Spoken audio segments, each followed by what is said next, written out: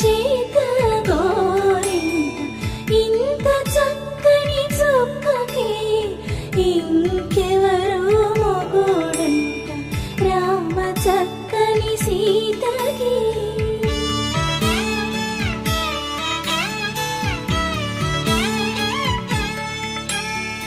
ఉడత వీపున